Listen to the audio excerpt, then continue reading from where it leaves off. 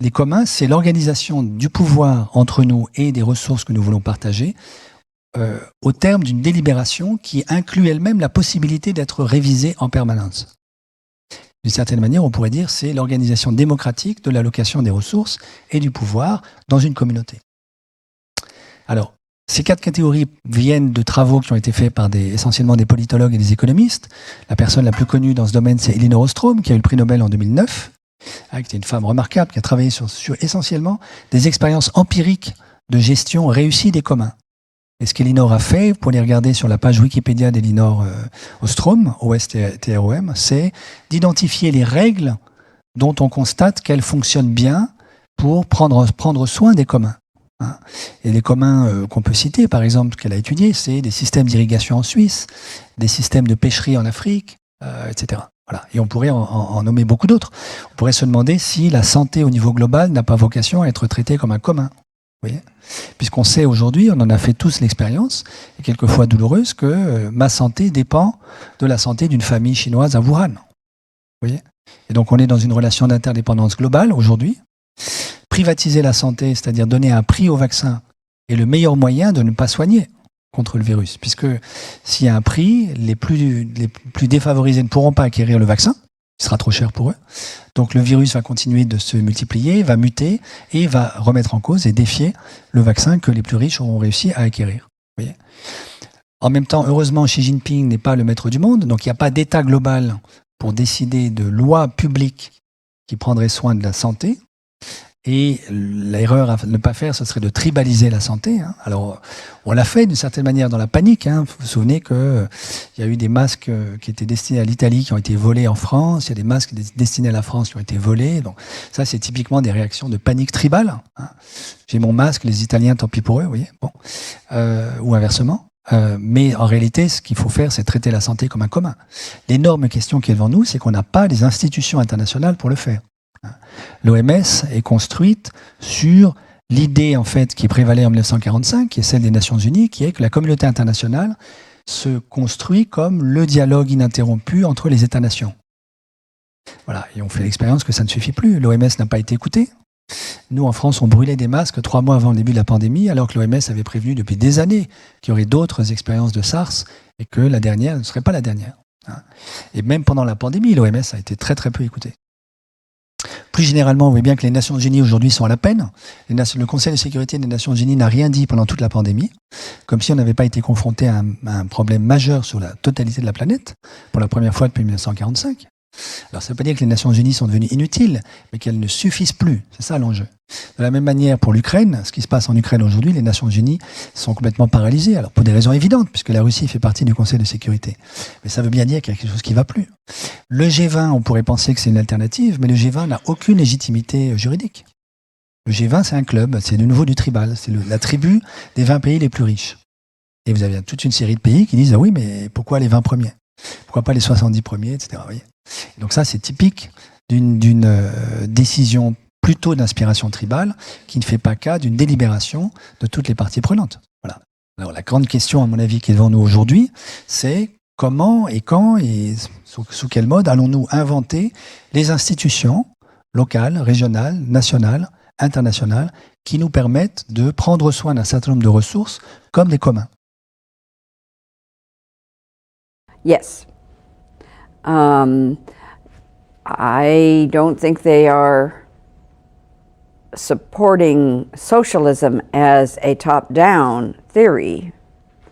A lot of socialist governments are very much top-down, and I think my theory does challenge that any top-down government, whether on the right or the left, is unlikely to be able to solve many of the problems of resource sustainability in the world. Première partie, donc, les biens communs. Alors, donc, je vais vous rappeler simplement des choses qui sont supposées être bien connues des économistes, mais qui en vérité ne le sont pas, évidemment.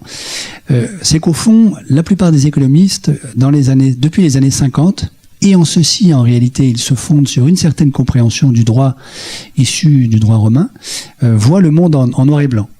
Donc ils imaginent que le monde est constitué essentiellement de biens privés et de biens publics. Les biens privés, c'est ce qui relève de la sphère marchande, et les biens publics, c'est ce qui relève de l'administration publique par une bureaucratie, disons, d'État. Quelle est la caractéristique des biens privés? Ce que je vous ai rappelé ici, là, c'est que les biens privés sont considérés par les économistes comme des biens dont la consommation est exclusive et dont l'accès peut être régulé. Alors, qu'est-ce que ça signifie? Ça signifie, par exemple, que si je veux manger une part de pizza, eh bien, cette part de pizza, Pierre ne peut pas la manger. C'est lui ou moi. Donc, la consommation de la part de pizza est exclusive. Et puis, pour accéder à cette part de pizza, il se peut que je doive m'acquitter d'un impôt ou d'un prix, qui est le prix d'achat de la part de pizza si c'est un bien privé. Donc un bien privé, c'est un bien dont la consommation est exclusive et dont l'accès peut être régulé, par exemple, par un prix. Le contraire, pour les économistes toujours, c'est un bien public, c'est-à-dire un bien dont la consommation est non exclusive et dont l'accès ne peut pas être régulé. Alors l'exemple paradigmatique, c'est le rayonnement solaire. Si je me mets au soleil pour bronzer, ça n'empêchera pas Catherine d'aller bronzer au soleil. Donc la consommation, entre guillemets, du bienfait du soleil est non exclusive. On peut tous en profiter, simultanément. Et l'accès peut difficilement être régulé. C'est difficile de mettre un policier tous les 10 mètres sur la totalité de la surface de la planète pour vous obliger à payer une taxe à chaque fois que vous profitez du soleil. Donc ça, c'est un bien public. Et traditionnellement, au moins depuis une soixantaine d'années, les économistes estiment que les biens privés sont naturellement destinés à devenir des biens marchands et que les biens publics sont naturellement destinés à être gérés par la puissance publique. Une économiste, en fait qui n'était pas une économiste, qui était une spécialiste de sciences politiques américaine, Elinor Ostrom, qui a eu le prix Nobel en 2009 en économie, c'est un peu une bizarrerie, si vous voulez je vous raconterai pourquoi. Elinor Ostrom a passé sa vie à essayer de montrer que en réalité le monde n'est pas en noir et blanc mais il est en couleur et qu'il y a toute une variété d'autres biens qui ne sont ni privés ni publics. Parmi ces biens, elle a identifié des biens communs et des biens qu'on pourrait appeler des biens à effet club ou des biens tribaux. Alors ce sont des biens qui partagent chacun des deux des caractéristiques communes avec les biens privés et les biens publics, mais qui ne sont ni purement privés ni purement publics. Alors je commence par les biens communs. Les biens communs, ce sont des biens dont la consommation est exclusive, comme les biens privés, mais dont l'accès peut être régulé. Pardon, mais dont l'accès ne peut pas être régulé, excusez-moi, comme les biens publics. Alors l'exemple le plus fameux, c'est un étang dans lequel il y a des poissons et puis une tribu, par exemple des tribus de Guinée, que j'ai visité il n'y a pas très longtemps, en Guinée forestière, du côté de Nzélé-Kolé, qui vivent de la pêche des poissons. Si vous allez braconner la nuit et que vous brisez les chaînes trophiques de reproduction des poissons, il n'y a plus de poissons. Donc la consommation est exclusive. En revanche, c'est quand même bien difficile de mettre un garde forestier derrière chaque arbre de l'étang pour vérifier que personne ne vient braconner la nuit. Donc ça, c'est un bien commun. Et dans une minute, je vais vous suggérer qu'il y a beaucoup d'autres biens communs différents du simple étang guinéen. Et puis, il y a les biens à effet club. Alors eux, c'est le contraire. La consommation est non exclusive, comme pour le soleil, comme pour les biens publics, mais l'accès peut être régulé. Alors l'exemple le plus simple, c'est un club d'échecs. Si j'entre dans un club d'échecs, je n'empêche personne de jouer, au contraire, ça fait un joueur de plus. En revanche, il se peut que j'ai à payer des droits d'inscription pour entrer dans le club d'échecs. Donc l'accès peut être régulé. Et donc vous voyez qu'avec ça, vous avez deux critères. Est-ce que la consommation est exclusive? Est-ce que l'accès peut être régulé ou non? Et selon la réponse que vous apportez, oui, oui, non, non, oui, non, non, oui, vous obtenez 4 types de biens. Les biens privés, les biens publics, les biens communs. Alors les biens communs, je le rappelle, c'est des biens dont la consommation est exclusive. Donc d'une certaine manière, c'est des biens fragiles. Si je les consomme de manière déréglée, en fait, je détruis la ressource. Et puis, les biens clubs, c'est-à-dire des biens qui sont liés en fait à une tribu, on pourrait dire un clan, en allemand un Stamm, qui est celui qui a accès à la ressource de manière privilégiée. Et ce qu'a fait Elinor Ostrom, c'est étudier des situations concrètes, aussi bien dans l'hémisphère nord que dans l'hémisphère sud, de communautés qui ont réussi à gérer de manière concluante des biens communs. Et ce qu'a montré Elinor et toute l'équipe qui était l'équipe de Bloomington qui a travaillé avec elle, c'est qu'il y a un certain nombre de règles élémentaires que la sagesse pratique, d'une certaine manière, a réussi à honorer pour les biens qu'on a réussi à conserver, qu'il est relativement facile d'identifier. Alors il y a 8 critères, je ne vais pas vous les redonner les 8, mais parmi ces critères, j'observe qu'il y a un critère qui est, il faut que l'identité de la communauté qui a accès à la ressource soit bien définie pour tout le monde. Tout le monde sait si je suis dedans ou je ne suis pas dedans. Deuxièmement, il faut qu'il y ait une règle qui permette de dire comment est-ce qu'on différencie l'accès à la ressource. Tout le monde n'y a pas accès de la même manière. Et troisièmement, et c'est peut-être le plus important, il faut qu'il y ait une espèce de méta-règle, une règle d'ordre 2, qui dise comment on résout les conflits lorsqu'on n'est pas d'accord sur les autres règles. Et à ma grande surprise, les paysans guinéens de Nzérékoré, qui n'ont jamais lu évidemment une traîtresse ligne d'Elinor Ostrom, mettent ça tout à fait intelligemment en pratique, mais probablement parce que les autres n'ont pas réussi du tout à conserver leurs étangs. C'est-à-dire que lorsqu'ils ne sont pas d'accord sur l'attribution des poissons, à quel moment on les retire de l'étang, dans un contexte où il n'y a pas d'électricité en Guinée, hein, donc lorsque vous sortez le poisson de l'étang, il faut le consommer le jour même. Donc c'est un geste qui a une énorme portée pour la population.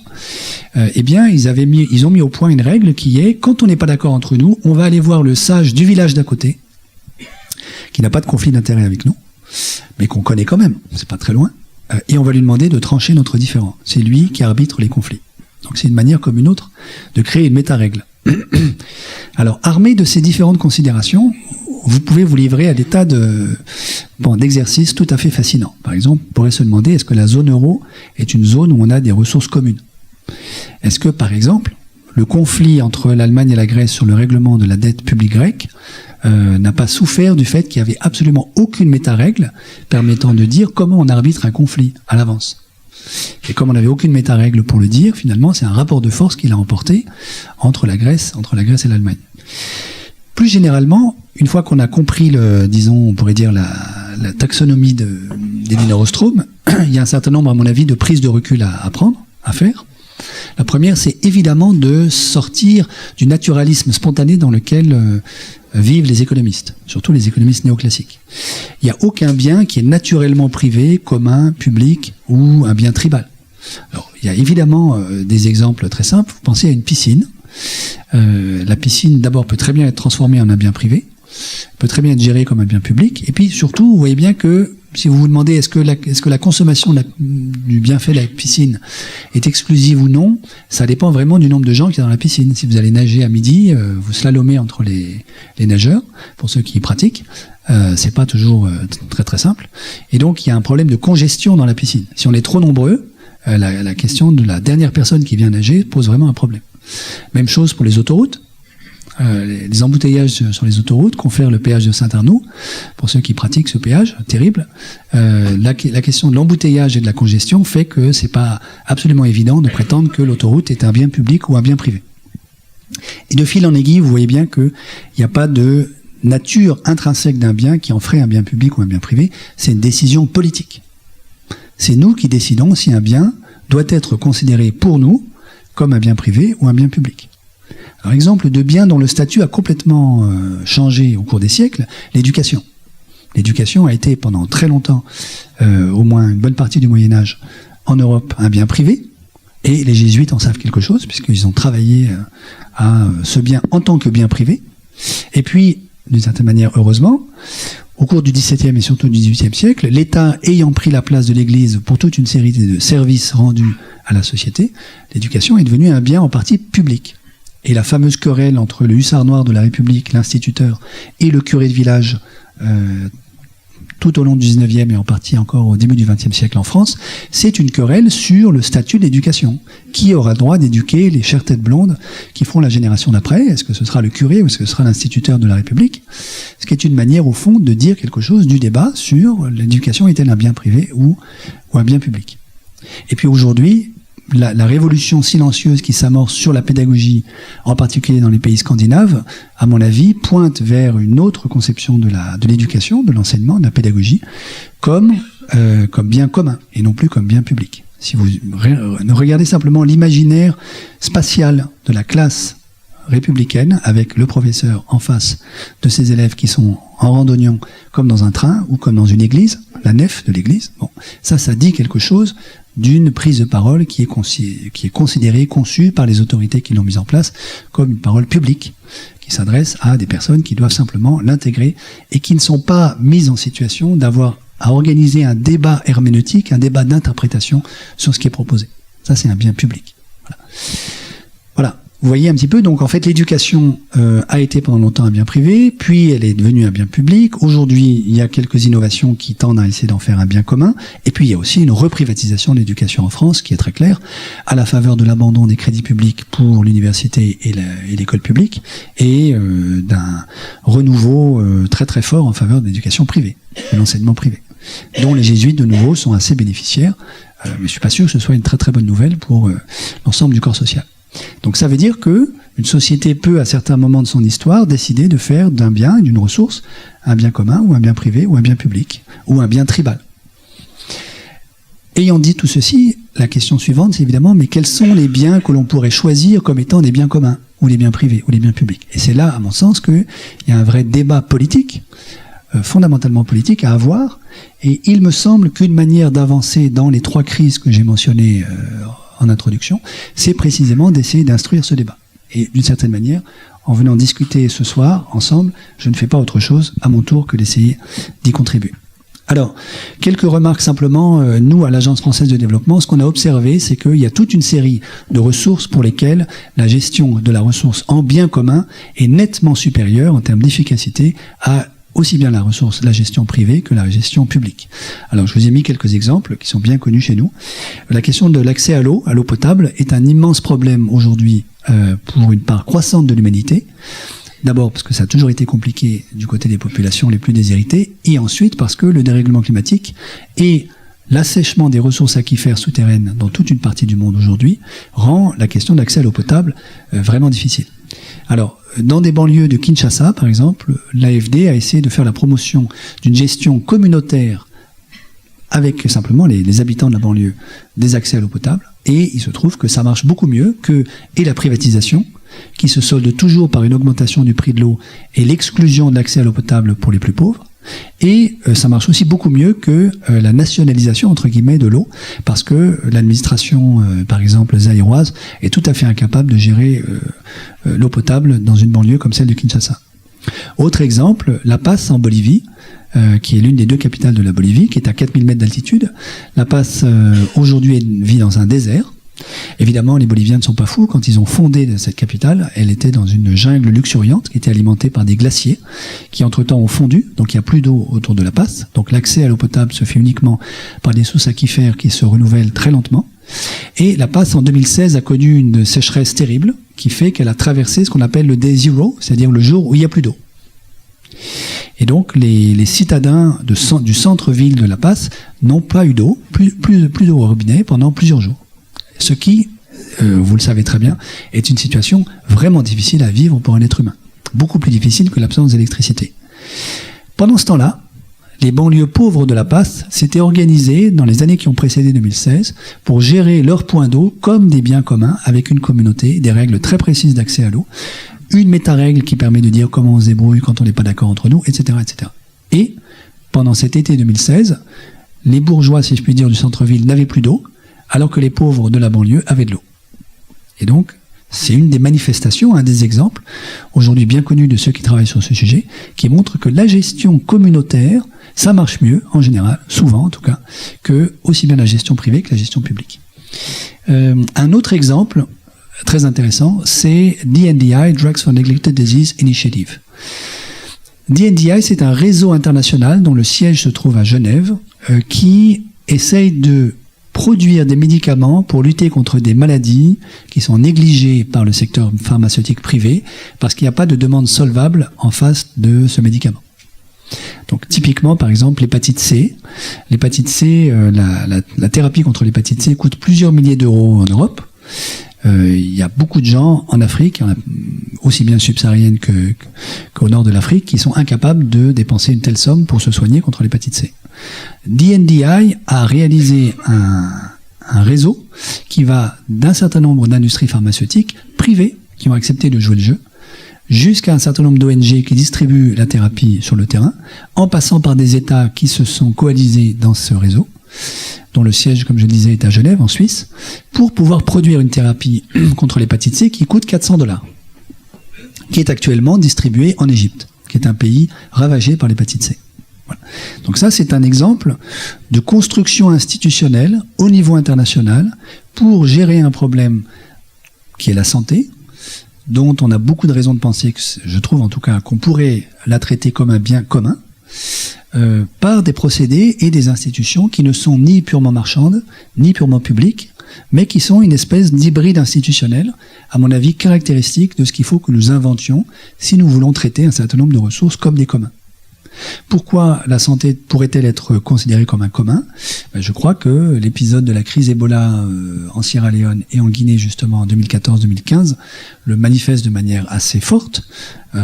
En gros, vous savez que pendant 1 an, la communauté internationale s'est désintéressée complètement de ce qui se passait dans les forêts obscures de la Guinée, où une nouvelle épidémie d'Ebola extrêmement virulente avait été apparue.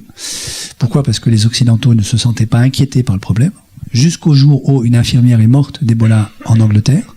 Et là, la communauté internationale, entendons occidentale, s'est réveillée et la Banque mondiale a mis $1 milliard de dollars, sur la table pour financer la lutte contre Ebola en Guinée et en Sierra Leone, qui a effectivement été éradiquée au bout d'1 an. Et $1 milliard, c'est 1/6 du PIB de la Guinée. Le PIB de la Guinée, c'est 6 milliards. Donc c'est évident que la Guinée n'aurait jamais pu payer ça. Voilà. Simplement, ça, c'est une gestion publique, puisque la Banque mondiale, au fond, c'est une banque qui travaille pour ses actionnaires. Les actionnaires de la Banque mondiale, ce sont des États. C'est une gestion publique qui, in fine, en réalité, est assez inefficace d'un problème qui a fini par concerner tout le monde. Ce dont nous avons pris conscience en 2014, c'est que la santé d'un paysan guinéen, dont vous et moi n'entendrons jamais parler, importe la totalité de la planète, parce que il est possible que nous en souffrions nous aussi. Et peut-être vous avez vu qu'il y a une mort suspecte d'Ebola en Suède, qui a été enregistrée il y a quelques jours, du fait de la nouvelle épidémie d'Ebola qui sévit aujourd'hui dans le Nord Kivu, tout à fait à l'est de la République démocratique du Congo. Voilà, donc ça c'est un exemple, je crois, de prise de conscience brutale du fait que la santé peut certainement pas être considérée comme un bien privé, on aurait bien tort, mais ne peut pas non plus être considérée simplement comme un bien public qui serait géré par les États souverains, ni comme un bien public géré par un consortium d'États souverains comme la Banque et l'OMS. Ça c'est la représentation, disons, dans le style de la Société des Nations du dialogue international, parce que ça c'est assez inefficace, il faut autre chose. Et DNDi, me semble-t-il, c'est un exemple de ce qui peut, d'une certaine manière, fonctionner, je crois, de manière très pragmatique.